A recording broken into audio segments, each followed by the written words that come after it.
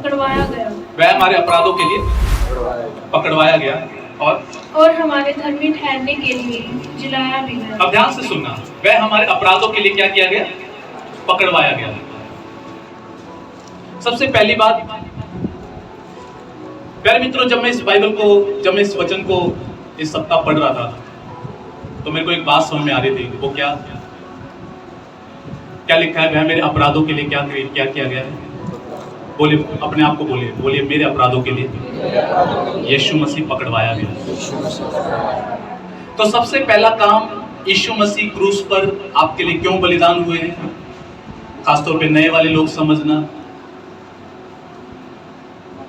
बहुत सारे लोग ऐसा सोचते हैं कि भाई, इवन प्रभु के अंदर भी लोग ऐसा सोचते हैं, पुराने जन्म में जो कर्म किए हैं, जो भी बुरे कर्म किए हैं, उनका फल तो भोगना पड़ेगा, सजा तो भोगनी पड़ेगी। जब दुनिया में किसी के ऊपर बीमारियां आती है तो वो सीधा सीधा एक ही लॉजिक लगाते हैं, भैया ये हमारे कर्मों का क्या मिल रहा है, हमें फल मिल रहा है, हमने पुराने जन्म में कुछ ना कुछ किए होंगे।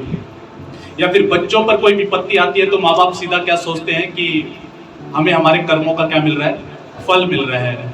आर्थिक समस्या आती है तो लोग सोचते हैं कि हमारे कर्मों का क्या मिल रहा है, हमें फल मिल रहा है।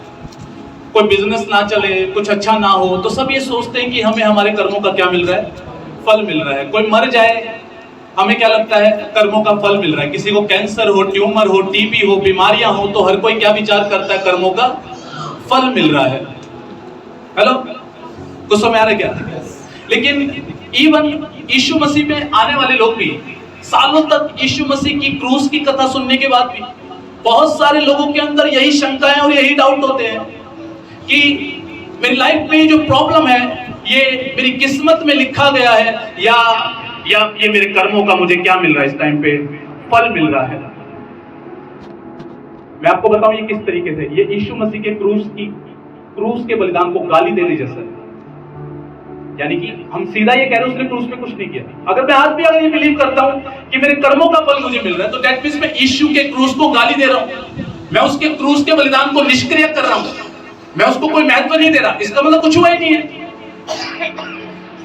हेलो, आपको समझ आ रहा क्या लिखा है? वह मेरे ही अपराधों की वजह से क्या हुआ, घायल हुआ। मैं आपको एक बात बताना चाहता हूं, सुसमाचार क्या है, गुड न्यूज क्या है? सुसमाचार ये है कि जो कर्म मैंने किए थे, और अगर आप ये भी विश्वास करते हो कि पिछले जन्म में मैंने कुछ बुरे काम किए थे, वो सब की सजा जो आपको मिलनी थी वो एक्चुअल में यीशु मसीह उस क्रूस पर ले चुका। यानी कि आना कोई, यानी कि ये मान लो ये प्रभु यीशु मसीह है और मैं बहुत बड़ा पापी हूं, ओके? और वो एक न्याय करने वाला परमेश्वर है, तो उसके न्याय सिंहासन के सामने मेरा एक ही काम होना चाहिए, क्या? मौत, मृत्यु।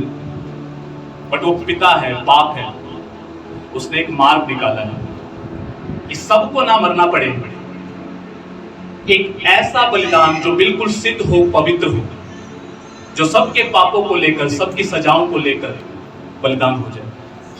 फॉर एग्जाम्पल, उदाहरण के लिए मैं आपको बताता हूँ, कई सारी बातें जो है ना, अगर आप बाइबल पढ़ोगे तो वो प्रोफेटिकल है। प्रोफेटिकल मतलब भविष्यवाणी के तौर पे। सुनना। यीशु मसीह जब क्रूस पे चढ़ाया जाना था तो वहां पर एक डाकू था, क्या नाम था उसका, जिसके बारे में पिलातुस ने बोला था, भैया यीशु मसीह को छोड़े या बरअब्बा को छोड़े? तो वो क्या डिमांड करते हैं, बरअब्बा को छोड़ दो। प्रोफेटिकल है वो। बरअब्बा जहां क्रूस पर होना चाहिए था, एक्चुअल में उसके क्रूस की जगह यीशु मसीह बलिदान हो गया, बरअब्बा आजाद हो गया। बरअब्बा का मतलब पता है क्या है? पिता का पुत्र। पिता का पुत्र आजाद हो गया और उसकी जगह कौन बलिदान हो गया? जो महायाजक था, कैफा नाम का जो महायाजक था, उसने बोला कि भविष्यवक्ताओं की पुस्तक के मुताबिक भी उसने समझाया कि ये भला है कि हमारी बजाय कोई एक व्यक्ति क्या हो जाए, बलिदान हो जाए, सैक्रिफाइस हो जाए। तो समझ आ रहा क्या किया प्रभु ने? जहां मैं होना था मेरी जगह इसने ले ली। जहां मैं होना था, आप जो सोचते हैं ना कि मेरे कर्मों का दंड जो मुझे मिलना था, वो आपके कर्मों का दंड सारा प्रभु ने अपने ऊपर ले लिया उस क्रूस पर। तो समझ आ रहा क्या? जब मैं इस बात को पढ़ रहा था ना, तो मैं एक बात सोच रहा था, क्रूस की खतरनाक मृत्यु के बारे में सोच रहा था। और वो एक ऐसी सजा है, अगर उसको बहुत डिटेल में आप पढ़ोगे ना और इमेजिन करोगे, तो आपको आपकी रूह कांप जाएगी, इतनी भयंकर। आसान नहीं। हम सोचते हैं कि 3 किलो पे लटका हुआ है, सांस ले सकता है, छोड़ नहीं सकता। आप 1 मिनट से ज्यादा आप सांस रोक के देख लो, आपकी हालत खराब हो जाएगी, बचोगे। सांस ले सकता है पर छोड़ नहीं सकता, खींच देते पूरा उसमें। और वो तो लहू लुहान था, पहले से ही यीशु मसीह को मारा गया था। 39 कोड़े। कोड़े ऐसे नहीं थे जैसे होली पे औरतें आदमियों को मारती है, वैसे कोड़े नहीं कि तौलिया बनाया और ले, नो। वो कोड़ा भी ऐसा नहीं था, रोमी साम्राज्य का जो कोड़ा था ना, वो ऐसा नहीं था। 39 उसमें से कई सारे, उसमें से उस एक कोड़े में से रस्सियां निकली रहती थी। हर एक कोड़े में कहीं कांटा होता था, कहीं पे कुछ होता था, कहीं अलग अलग वो नुकीली चीजें डाल रखी थी, कहीं पे पत्थर डाल रखे थे। और वो कैसा होता था कि जब वो चमड़ी पे पड़े तो चमड़ी उसके साथ यूं गोल गोल फंस जाती थी। और वो रोमी साम्राज्य के जो सिपाही होते थे, ताकतवर सिपाही होते थे, वो पूरे ताकत के साथ उसे ऐसे खींचते थे, तो वो अपने साथ चमड़ी को और मांस को उधेड़ के लेके आता था। अगर हम जैसे नॉर्मल व्यक्ति को 2 पड़ जाए ना, 2 पड़ जाएंगे, इनफ है हमें सुलाने के लिए, इनफ है। बट मैं यहूदी लोग मैंने देखा है लंबे चौड़े होते हैं, यीशु मसीह भी लंबे चौड़े होंगे, और इसलिए, और भैया यीशु मसीह है, 39 कोड़े बर्दाश्त कर ली। बाइबल में लिखा है कि उसकी हड्डियां नजर आने लग गई थी। इतिहासकार ऐसा बताते हैं कि कम से कम 8 किलो मांस उसका बाहर आ गया होगा, अंदाजा है 8 किलो मांस उसका उस टाइम पे बाहर आ गया होगा। हड्डियां टच की जा सकती हैं, छुई जा सकती हैं, सब कुछ किया जा सकता है। और उसके बाद फिर उसको क्या बोला जा रहा है, उस पर थूका जा रहा है, उसकी दाढ़ी नोची जा रही है, जुलूस निकाला जा रहा है। कुछ लोग थप्पड़ मार के एक बात बोल रहे हैं, कह रहे कि सुन, पता किसने तेरे को थप्पड़ मारा, मजाक बनाया जा रहा है। फिर कांटों का ताज पहनाया जाता है और उसको बैंगनी कलर के वस्त्र पहनाकर बोलते हैं देखो ये यहूदियों का राजा है। कितनी शर्मिंदगी, कितनी बेइज्जती। और फिर जुलूस, हजारों की पब्लिक, उसमें वो लोग भी शामिल हैं जो उसके द्वारा चंगे हुए, वो भी शामिल है वहां पे, हजारों की पब्लिक शामिल है। और वहां पर फिर उसको बोला जाता है अब ये क्रूस उठा और उसको लेकर उस पहाड़ी की ओर चल जो गुलगुत्ता कहलाती है, उसको लेके जाते हैं। यीशु मसीह वहां पे किसी की सहायता से पहुंचता है। मैं कई बार जब उस सीन को देखता हूं कि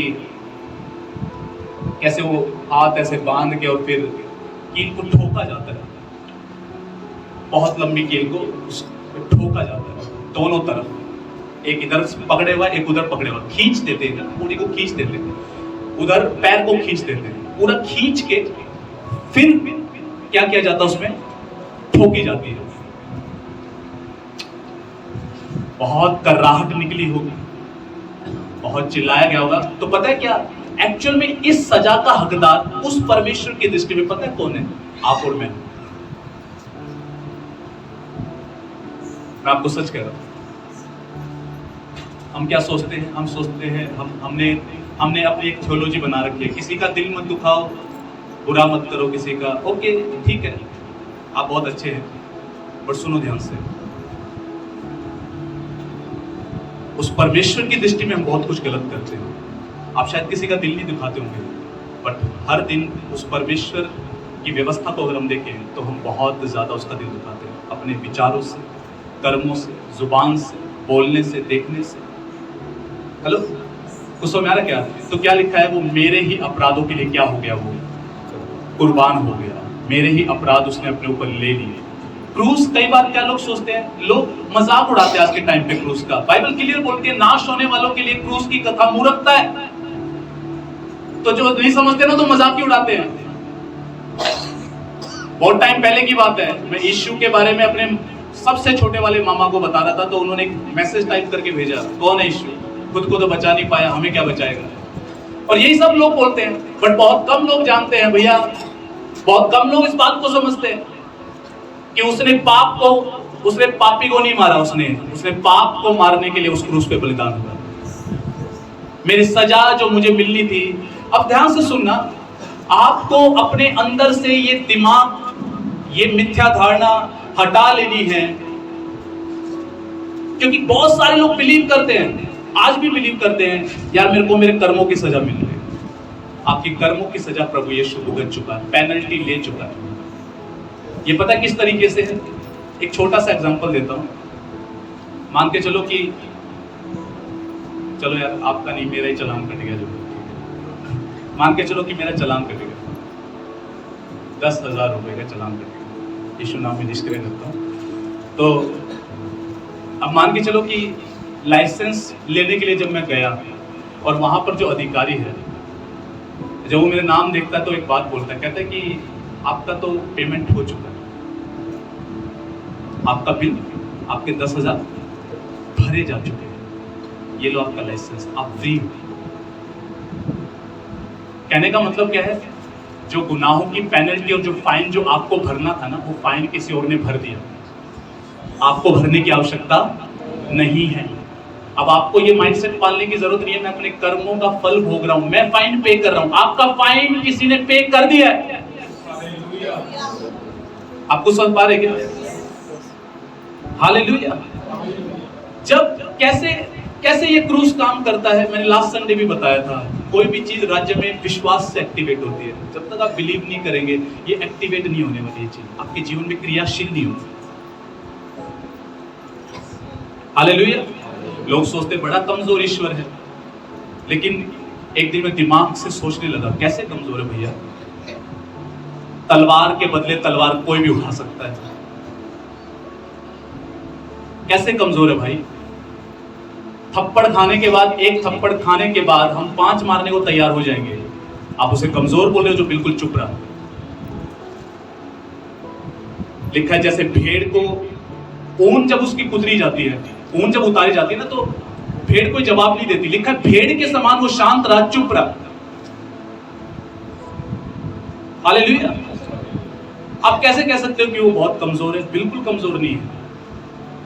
इतना पिटने के बाद हमारे जैसे बोल देंगे तेरे कीड़े पड़े, तेरा नाश जाएगा, तेरा घर में ये होगा, तेरा वो, हम श्राप दे सकते हैं। बट वो instead of all this things वो एक ही बात बोल रहे हैं, पिता ये नहीं जानते ये क्या कर रहे हैं, तू इन्हें माफ कर, तू इन्हें क्या कर, माफ कर। आपको लगता है वो कमजोर है?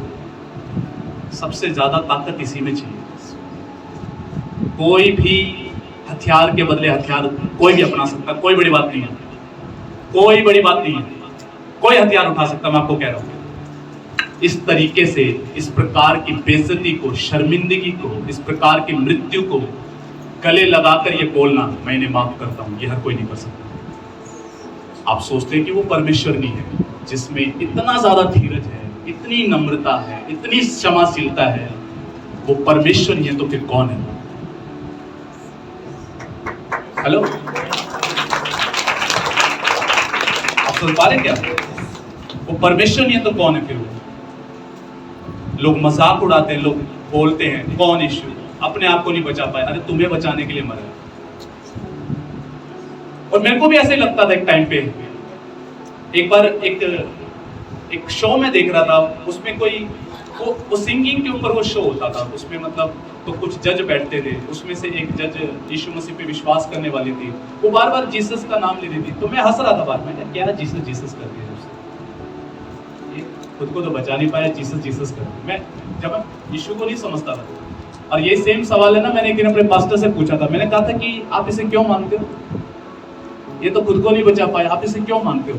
मेरी यही धारणा थी, अरे हमारे पास कितने सारे सुपर हीरो हैं और ये खुद को नहीं बचा पाया। तो समझ आ रहा है क्या? याद रखना क्रूस पर हुआ क्या है। जब आपको ये लगे ना, बहुत लोग कहते हैं, बहुत लोगों को लगता है मेरी वैल्यू नहीं है। एक बार क्रूस की तरफ देखना और अपनी वैल्यू आंकना। आप इतने कीमती हो कि आपके लिए किसी ने अपना खून बहाया है, वैल्यू दी है आपको बहुत ज्यादा। आप कहेंगे कि मेरी वैल्यू नहीं है, बट आपसे किसी ने इतनी मोहब्बत की है कि आप इतने वैल्यूएबल हैं, आप सोचेंगे हम अपनी वैल्यू कैसे आंकते हैं? 4 लोग अगर हमारे बारे में कुछ अच्छा बोल दे तो हमें लगता है हमारी वैल्यू है। बट आप, बाइबल क्लियर बोलती है कोई धर्मी के लिए मर जाए तो, कोई धर्मी के लिए मर जाए तो लिखा हो सकता है, दुर्लभ है ये भी। एक ट्रांसलेशन में लिखा ये भी दुर्लभ है, मतलब ये भी रेयर है, वो ऐसा नहीं कि हो जाए। लिखा लेकिन यीशु तब मरा, और लिखा सही समय पे मरा जब हम पापी ही थे, उस मोमेंट पे।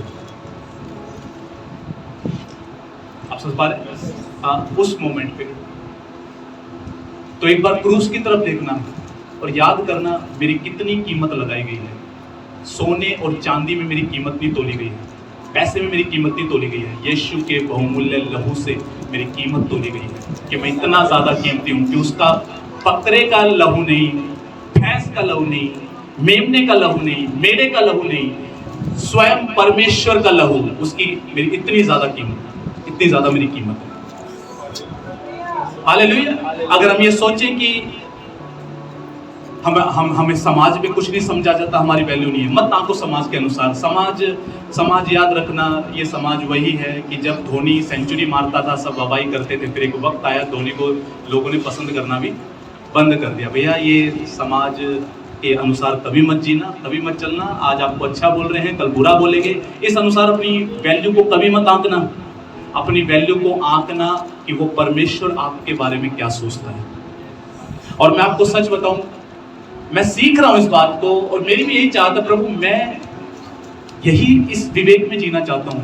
कौन क्या सोचता है ये नहीं, तू क्या सोचता है, क्योंकि लास्ट में जवाब तो तेरे सामने देना है। आप सोच पा रहे क्या? हेलो, आप जाग रहे? कितने लोगों को बात समझ आ रही है? हाँ, सो फर्स्ट मैंने आपको क्या बताया कि यीशु आपकी जगह बलिदान हुआ। ये कुछ इस तरीके से, अच्छा मैं सोचने लगा, मेरे मन में एक बात आई, मैं सोचने लगा, मैं कहा प्रभु सजा तो उसे मिलनी चाहिए जिसने सजा की है, तो तूने सजा क्यों ले ली? सजा तो उसे मिलनी चाहिए जिसने गुनाह किया है, तूने सजा क्यों ली? फिर एक वचन ध्यान में आया, लिखा है परमेश्वर अपने प्यार की भलाई ऐसे ही प्रकट करता है। कैसे पता लगेगा कि भैया प्यार? यीशु से सिर्फ यहाँ पे आके चिन्ह चमत्कार करके और यहाँ पे आके बोलता मैं तुमसे प्यार करता हूँ, करके कुछ नहीं जाता। मान लेते प्यार करता है, भैया प्यार को प्रदर्शित किया उस क्रूस पर। क्रूस प्रेम का प्रतीक है, क्रूस प्यार का प्रतीक है।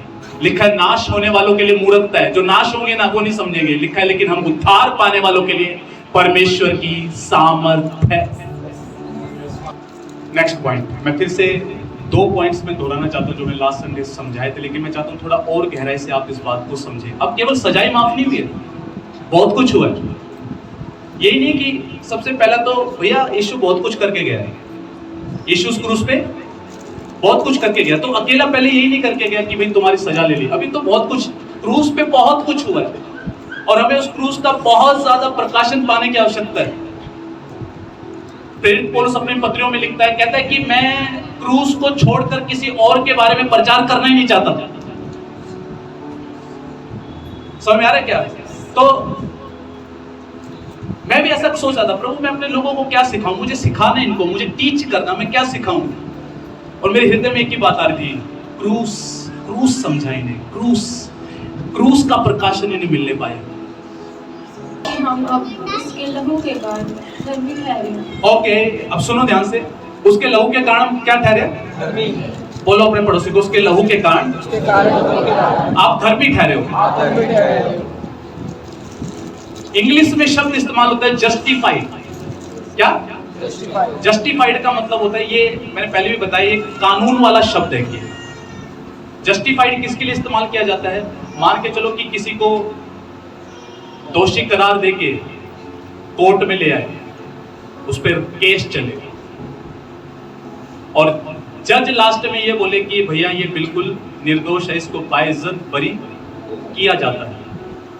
कहने का मतलब क्या है? उसके लहू से आप सेंत में बिल्कुल निर्दोष ठहरा दिए गए, आपके अंदर कोई पाप नहीं। आप पता बिल्कुल कैसे हैं? आप परमेश्वर की दृष्टि में ऐसे हैं, जिंदगी में आज तक आपने कभी कोई पाप किया ही नहीं है। मैं आपको ये बात क्यों बता रहा हूं, बहुत सारे लोगों को क्या लगता है, जब वो प्रार्थनाओं में जाते हैं ना, किसी टाइम में मेरे साथ भी ऐसा होता था, जब मैं प्रार्थना में जाता था तो मैं प्रभु को बोलता था, हे प्रभु मैं तो नजर उठाने के लायक नहीं हूं तेरे सामने, मैं तो नजर उठाने के लायक नहीं हूं, मैं कैसे तुझसे बात करूं। मुझे बहुत लेट समझ में आया, तू कभी भी उससे बात करने के लायक पहले भी नहीं था और आज भी नहीं है। ये तो उसका लहू है जो तुझे लायक और योग्य बनाता है कि तू उसके सामने जा सके हियाव के साथ, हिम्मत के साथ।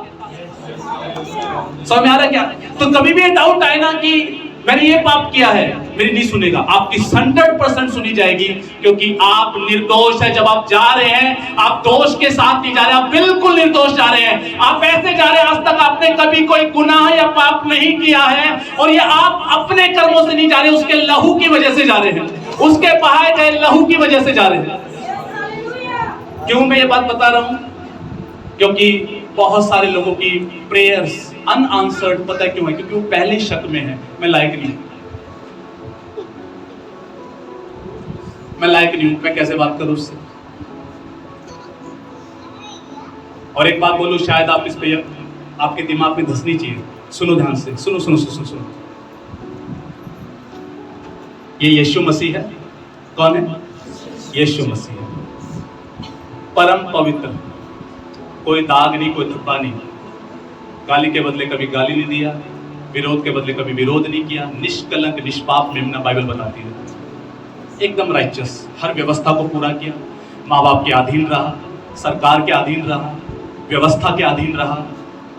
हेलो, को कहीं भी आप ये नहीं देख सकते कि उसने लिखा है मैं व्यवस्था को लोप करने नहीं आया, मैं तो व्यवस्था को पूरा करने आया हूं। सारी आज्ञाएं उसने क्या की? उसने पूरी की, एकदम सिद्ध। ओके, अब यहाँ पे मैं जब खड़ा हूं ना, तो अपने आप को देख लो, आप समझ में आ रहा है क्या? अब मेरी बात पे यकीन करना, उसके खून की वजह से, इसके खून की वजह से, इसके खून की वजह से मैं बिल्कुल अब ऐसा हो गया हूं जैसा ये है। आप कहेंगे पास्टर जी आप क्या बात कर रहे हो, हम तो बहुत पाप करते हैं। मैं कहूंगा भाई जी बहन जी आप क्या बात करते हो, यीशु ने आपके लिए क्या किया अभी आपको ये समझ नहीं आया। तो समझ आ रहा है कितने लोग अंडरस्टैंड कर रहे हैं? क्या लिखा है? उसके लहू से हम जस्टिफाई किए गए हैं, ऐसे बना दिए गए हैं, बिल्कुल निरपराध, निर्दोष एकदम। Hallelujah, hallelujah. पर पास्टर जी हम जब प्रार्थना करते हैं ना, विवेक बहुत दोषी ठहराता है, मन में गिल्ट आता है, मन में आता है मैंने क्या कर दिया। उसका भी सॉल्यूशन पता है क्या है? उसका सॉल्यूशन ये है, फिर से पढ़ दीजिए एक बार इब्रानियों की पुस्तक, उसका 9 का 14 पढ़ दीजिए, 22 पढ़ दीजिए। तो मसीह का लहू जिसने अपने आप को सनातन आत्मा के द्वारा परमेश्वर के सामने निर्दोष चढ़ाया, तुम्हारे विवेक को मरे हुए कामों से क्यों न शुद्ध करेगा? तुम्हारे विवेक को मरे हुए कामों की वजह से क्या नहीं करेगा? मरे हुए कामों से क्या करेगा? तुम्हें शुद्ध करेगा। अब सुनो, बैठो, सुनो सुनो सुनो सुनो सुनो।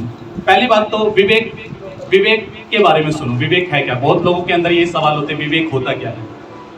प्यारे मित्रों, विवेक होता है सही और गलत की पहचान करने की बुद्धि, सही और गलत की पहचान करने की बुद्धि, ये विवेक है। तो जब भी हमसे कोई गलती होती है तो सबसे पहले हमारे मन में क्या आता है? एक दोष भावना आती है कि मैंने गलत कर दिया। आता है? आता है नहीं आता है? हाँ। और ये दोष भावना कई बार है ना, हमें परमेश्वर के सामने जाने से कई बार रोकती है, क्योंकि हमें क्या लगता है हमने बहुत सारे क्या कर रखे हैं? पाप कर रखे हैं। लेकिन वहां पर ऐसा लिखा है, उसका लहू आपके विवेक को मरे हुए कामों से क्या कर देता है? शुद्ध कर देता है। जिस मोमेंट पर आप ये बोलते हो ना, प्रभु मुझे शुद्ध कर अपने लहू से, उसी समय पे लहू आपके जीवन में एक्टिवेट हो जाता है तुरंत। कितनों ने अनुभव किया कि आपके दिल में एक शांति आती है और आपको ये आश्वासन आता है मेरा पाप क्षमा हो गया? कभी अनुभव किया इस बात को कि मैंने क्षमा मांगी? वो पता है क्यों आया? क्योंकि आपका विवेक उस टाइम पे लहू से शुद्ध कर दिया गया। अब सुनो ध्यान से, उन लोगों के लिए खुशखबरी है जो ये सोचते हैं कि भैया हमारी लत नहीं छूट के दे रही, हमारी पीढ़ी नहीं छूट रही, गुटखा नहीं छूट रहा, दारू नहीं छूट रही, गलत लत नहीं छूट रही। आपको कुछ समझाना चाहता हूं, क्रूस को समझना। यीशु मसीह ने ना केवल सजा ले ली, ना केवल आपको निर्दोष ठहरा दिया, बट अब आप दोबारा पाप ना करो, इसका भी समाधान कर दिया। इसका भी क्या कर दिया? समाधान कर दिया। अरे सुन रहे हो क्या? सुन रहे हो? कितने लोग सुन रहे हैं? काम की बात है, सबसे अधिक काम की बात बता रहा हूं, सबसे अधिक काम की बात। समझ में आ रहा है क्या? और ना दुनिया में फिर लेना, घूम लेना, ये जो रेवलेशन सिखाए जा रहे हैं ना, हर जगह नहीं सिखाए जाते। मैं घमंड नहीं कर रहा, बट मैं आपको वास्तविकता बता रहा हूं। ये तो कोई भी प्रचार कर सकता है, ए तो गुटखा मत खाया कर, ए तो दारू मत पिया कर, अरे कोई भी कर सकता है। किसी चोर को भी बोलोगे ना, वो भी बोलेगा चोरी मत किया करो। हेलो, समझ में आ रहा है क्या? बड़ी अच्छी, बहुत अच्छी बात बताते हैं वहां पे। यही झूठ, चोरी, बस ये कौन सा प्रचार है? ये तो कोई भी कर सकता है। मैं तो क्रूस का प्रचार कर रहा हूं, मैं तो आपको क्रूस की कथा सुना रहा हूं, क्रूस के बारे में बता रहा हूं, क्रूस पर क्या किया है। आप दारू पीने वाले को बोलोगे दारू मत पिया कर, मेरा एक सवाल है, क्या दारू पीने वाले को नहीं पता नहीं पीनी चाहिए? एक सवाल है, नहीं पता उसे? पता है भाई, दुखी है। और शुक्र है किसी आज तक दारू पीने वाले ने आके आपको ये नहीं बोला ले छोड़ दी, एक तो मैंने न्यू समझा के ना पीऊ करते।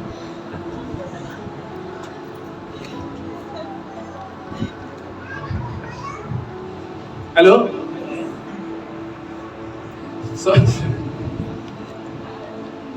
तो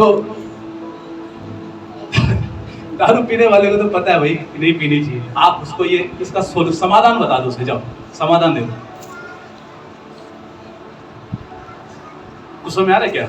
अब बीड़ी पीने वाले को आप बोलो बीड़ी मत पिया कर, पता है उसे नहीं पीनी, और वो पलट के आप इसे पूछ ले यार तू मेरे को बता दे, मैं छोड़ दूंगा इसे, तू बता दे कैसे ना पीऊं, ये समझा दे मेरे को।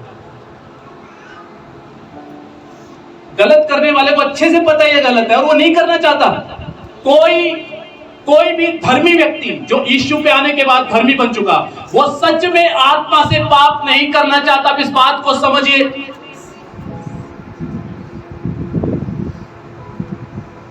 हम क्या सोचते हैं? हमने आंक दिया, हमने स्टैंडर्ड बना दिया, मेरा गुस्सा करना जायज है, उसका शराब पीना जायज नहीं है। भैया अगर ऐसे न्याय करोगे ना तो आप दोनों इक्वल हो।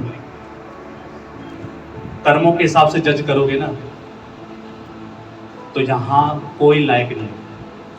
आप और मैं केवल एक ही वजह से लायक है, यीशु ने अपना लहू बहा के खरीद लिया, धर्मी बना दिया। पता है क्या? सुनो ध्यान से। हो सकता है कि मैं यहां बैठ के जज करूं, इनको मैं जानता हूँ, इनके जीवन में ये गलती है, इनके जीवन में वो गलती है, इनके हो सकता है मैं ऐसे न्याय करूँ। पर सोचो यीशु खड़ा है, और यीशु जब खड़ा होकर देख रहा होगा तो पता कैसे देखा? सब मेरे लहू से धुले हुए, सारे मेरे लहू से धुले हुए, सारे मेरे लहू से धुले हुए, सब मेरे लहू से धुले हुए। पता है कैसे? बाप का चश्मा कैसा है? मान के चलो कि मैं यहाँ पे ना लाल रंग का पेंट लगा दूं, यहाँ पे क्या लगा दूं? अभी मुझे ना सब नजर आ रहे हैं, किसी ने पीला पहना है, किसी ने नीला पहना है, किसी ने सफेद पहना है, सब नजर आ रहे हैं। बट अगर मैं यहाँ पे लाल रंग का पेंट लगा दूं, मुझे सब कैसे नजर आएंगे? लाल नजर आएंगे। पिता इस टाइम पे जब आपको देखता है ना, तो अब ऐसे नहीं देखता इसके कर्म काले हैं, इसके सफेद हैं, वो देखता तो बस आपको यीशु के लहू में ढका हुआ देखता है। ये सब यीशु के लहू से ढके हुए हैं।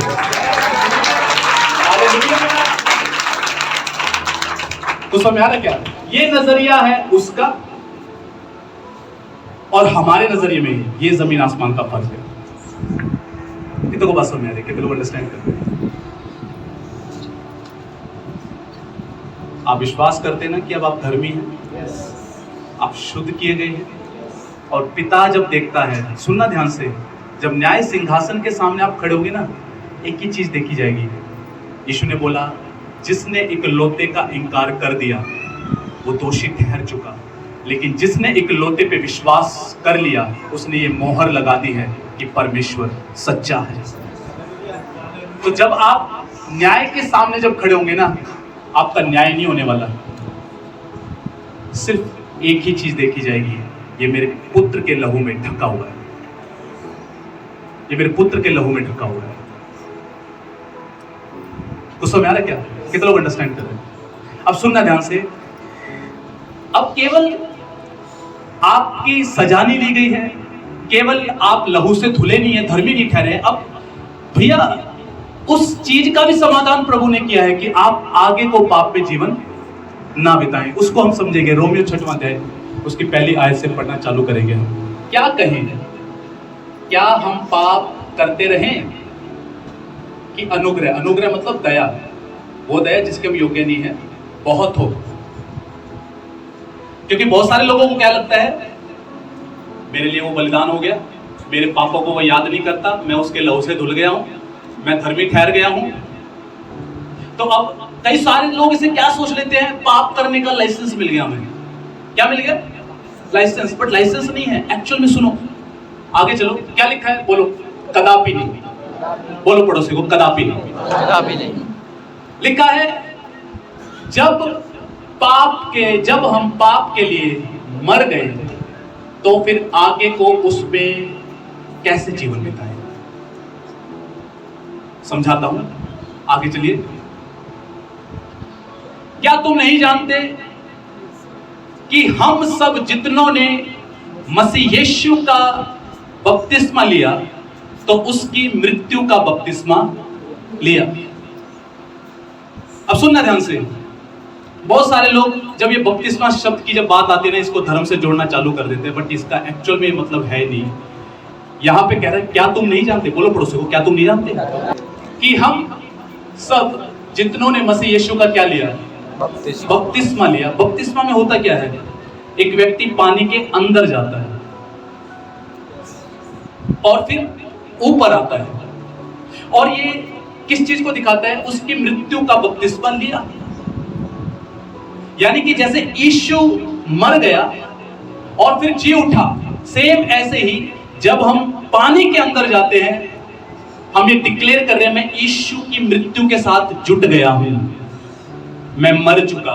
अब मैं जब ऊपर आ रहा हूं, जैसे यीशु सदा के लिए मुर्दों में से जी उठा, मैं अब नए जीवन के लिए जी उठा हूं। सुनो सुनो, अभी बहुत सारी बातें बाकी है, वो समझानी है, अभी तालियां मत बजाओ। क्या तुम नहीं जानते कि हम सब जितनों ने मसीह यीशु का बपतिस्मा लिया तो उसकी मृत्यु का बपतिस्मा लिया। आगे, इसलिए उस मृत्यु का बपतिस्मा पाने से हम उसके साथ गाड़े गए, ताकि जैसे मसीह पिता की महिमा के द्वारा मरे हुओं में से जिलाया गया, वैसे ही हम भी नए जीवन के अनुसार चाल चले। अब बोलिए मैं पाप के लिए मर चुका हूं। अब हुआ क्या, सुनो। यीशु मसीह ने क्रूस पर क्या किया, प्रार्थना करना कि प्रभु थोड़ी समझ को खोले, आपको ना प्रकाशन चाहिए। सच में इस चीज को समझने के लिए ना ये बुद्धि खुलनी बहुत जरूरी है, नहीं तो समझ में नहीं आएगा। कुछ लोग कंफ्यूज हो जाएंगे, कुछ लोग सो जाएंगे, कुछ लोग, मैं ये नहीं चाहता। मैं ये चाहता हूं आपको समझ में आए, सचमुच में आपके अंदर उतरे ये बात। हालेलुया। हाँ, इस बात को चोरी मत करना, झूठ मत बोलना, इसे कोई भी समझ सकता है, बहुत आसान है। क्रूस को समझने के लिए प्रकाशन चाहिए। अब समझो, मेरे साथ पढ़िए एक बार इसको ना, इसको ऐसे रहने दीजिए, आप पढ़ दीजिएगा। रोमियो 5:12 पढ़िए एक बार। कितने लोग पाप से आजाद होना चाहते हैं? तो आगे देखो, रोमियो 5:12 पढ़िए। इसलिए जैसा एक मनुष्य के द्वारा पाप जगत में आया, क्या लिखा है, जैसा एक मनुष्य के द्वारा क्या आया, पाप जगत में आया। आगे, पाप के द्वारा मृत्यु आई, पाप के द्वारा मृत्यु आई, और इस रीति से मृत्यु सब मनुष्यों में फैल गई। और इस रीति से मृत्यु क्या होगी, सब मनुष्यों में फैल गई। अब सुनो, जैसे ये मान के चलो, ये हमारे दादा आदम है। कौन है? दादा आदम है। देखा आज तक हमने नहीं, बट भाई साहब ऐसा काम करेंगे कि सब भुगते हैं। तो कल जस्ट इमेजिन कि ये हमारे बाप था, ये हमारे दादा आदम। आदम की एक पत्नी थी, हव्वा, हटा दिया।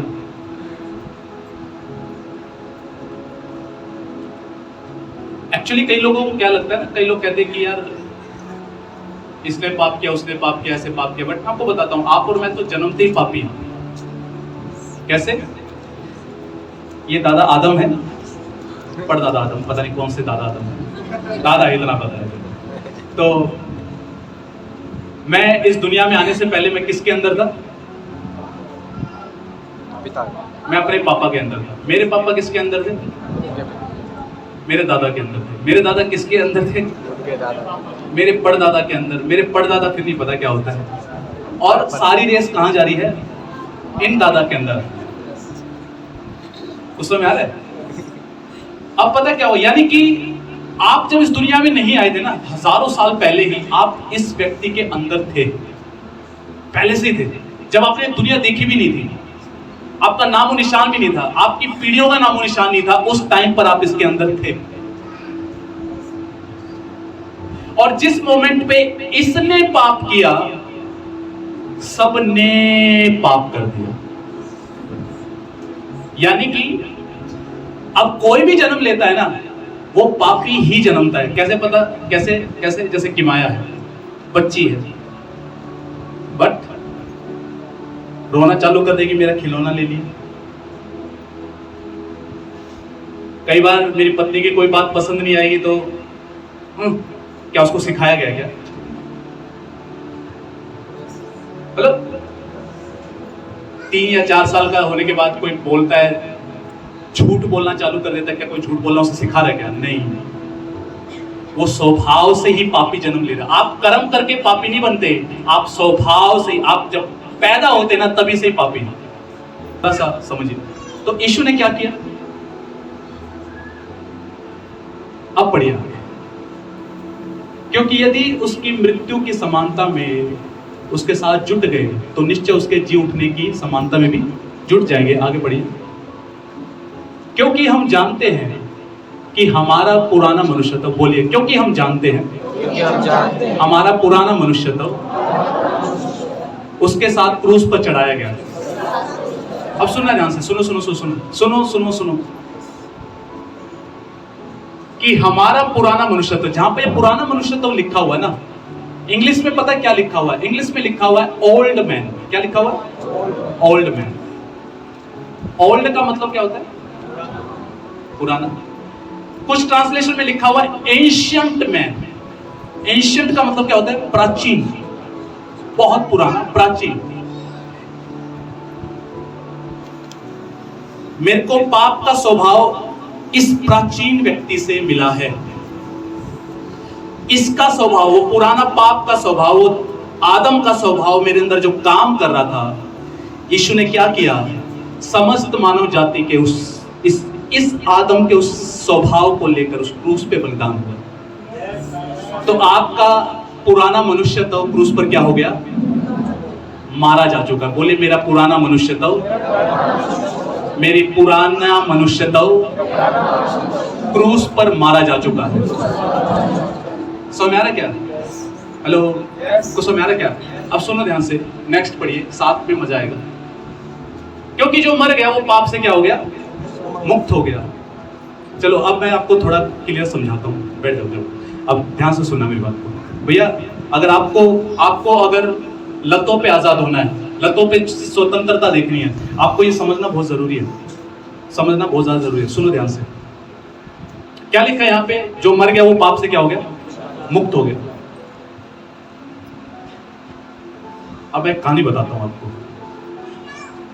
एक घर में एक बुजुर्ग आदमी थे और वो डेली दारू पीते थे, सिगरेट का कश लगाते थे और घर पे दारू बीड़ी पीने के बाद पत्नी को, बच्चों को पीटा करते। पत्नी और बच्चों को क्या क्या करते? पीटा करते। सब परेशान, खुद ये भी परेशान।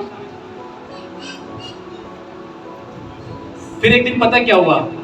ये लोग है ना कलिसिया जाने वाले थे। तो ये सारे के सारे, ये दादा यहीं रहते हैं, ये जो ओल्ड मैन है ये यहीं रहते हैं, बट ये सब कलिसिया जाने वाले। ये सब कहाँ जाते हैं? कलिसिया जाते हैं। और जब ये कलिसिया गए, जब ये कलिसिया से वापस आए तो इन्होंने देखा कि जो ओल्ड मैन है, जो दादा है, वो कुर्सी पे बैठा हुआ है, सिगरेट चस रही है, लेकिन कोई रिएक्शन नहीं है। दादा को जाके देखा, दादा ऐसे बैठे हैं। किसी ने छुआ, दादा क्या हो गए? मर गए। बीड़ी हाथ में है, बट पी नहीं रहे। क्यों नहीं पी रहे? क्योंकि मर चुके हैं। आपको पता है पाप से छुटकारे का सीक्रेट क्या है? 6:11 में लिखा हुआ है, तुम अपने आप को मरा हुआ समझो। लिखा है जो तुम मर गए तो तुम दोबारा पाप कैसे कर सकते हो? अच्छा एक मिनट इधर आना, मर जाओ थोड़ी देर, लेट जाओ।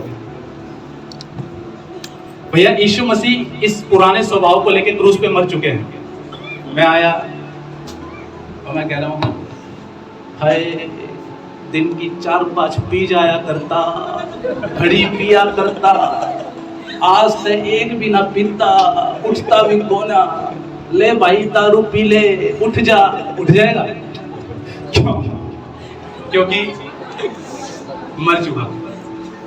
चाहे मैं कितनी महंगी से महंगी ले आऊं, नहीं पीने वाला, क्योंकि मर चुका। बाइबल बताती है ऐसे ही तुम्हारा पुराना मनुष्यत्व यीशु के साथ क्रूस पर मारा जा चुका है और अपने आप को पाप के लिए मरा हुआ और धार्मिकता के लिए जीवित समझो।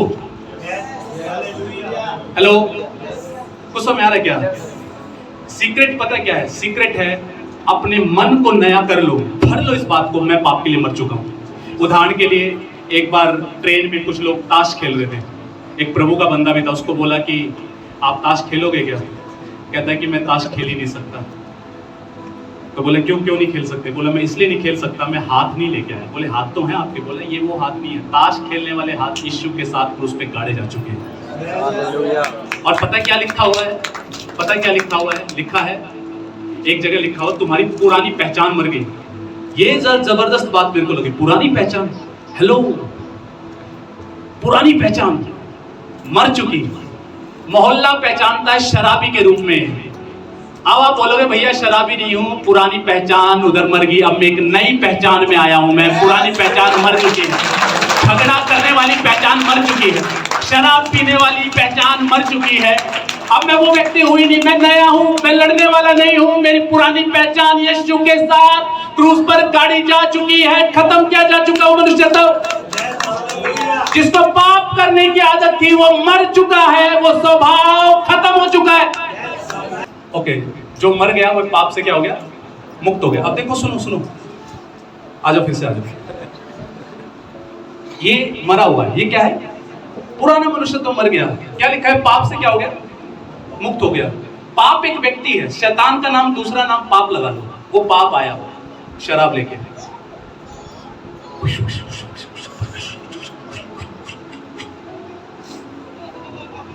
ये रिएक्ट नहीं कर रहा। ये क्या कह रहा है? मैं यीशु के साथ क्रूस पर मर चुका, वो मेरे पुराने स्वभाव को लेकर मर चुका। ऐ शैतान, मैं मरा हुआ हूं, मैं तेरी लालसाओं के लिए मरा हुआ हूं, मैं तेरे द्वारा दिए गए पाप के विचारों के लिए मरा हुआ हूं। मैं नहीं ले सकता, क्योंकि ये हाथ यीशु के साथ क्रूस पर कीलें ठोकी जा चुकी है, इसको कीलें ठोकी जा चुकी है। ये गलत जगहों पे नहीं जा सकते, क्योंकि इन पाँव में यीशु की के साथ क्रूस पर कीलें ठोकी जा चुकी है।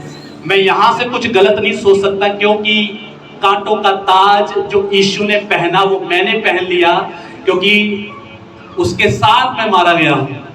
कुछ समझ आ रहा है क्या? सच्ची में इस बात को समझने के लिए ना प्रकाशन चाहिए। अब सुनो, अब वो सुनो जो जादू टोने से डरते हैं। अब ये मरा हुआ है, क्या है?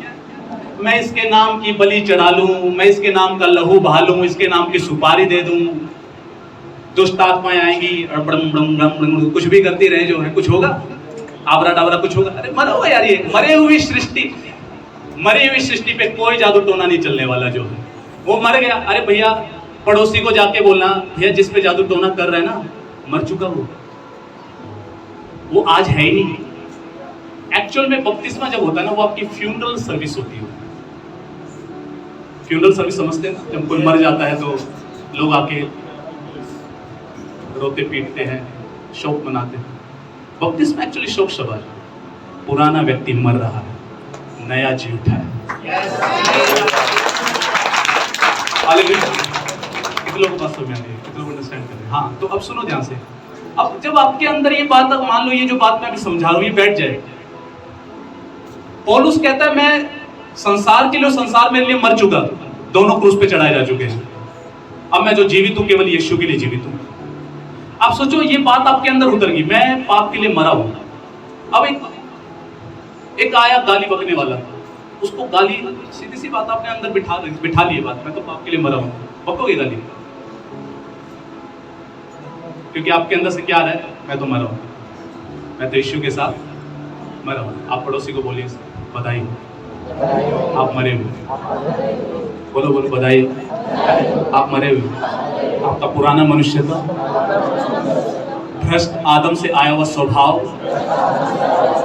यीशु के साथ क्रूस पर मारा जा चुका है, गाड़ा जा चुका है।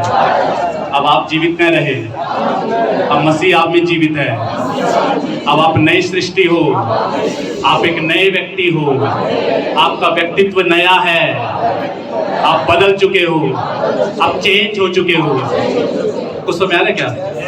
अब सवाल ये उठता है, कई लोग कहते हैं कि पास्टर जी फिर हम पाप क्यों करते हैं?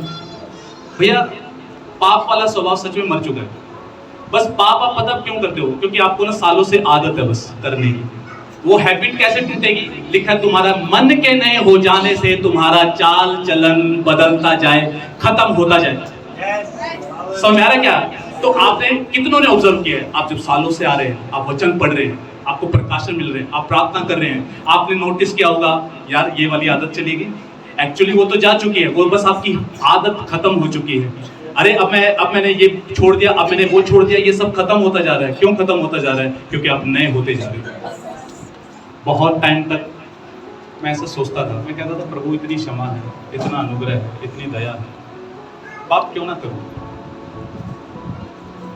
मेरा सवाल था उससे, पाप क्यों ना करूं? और फिर एक दिन ये रोमियो 6वां अध्याय पढ़ रहा था, अचानक से ढक्कन टूट गया। तू जो मर गया अब तू पाप कैसे कर सकता है?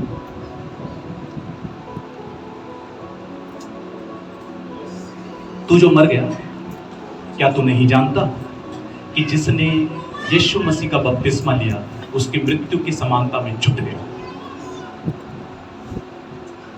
और जैसे यीशु मुर्दों में से जी उठा, वैसे तू नए जीवन के लिए जी उठा।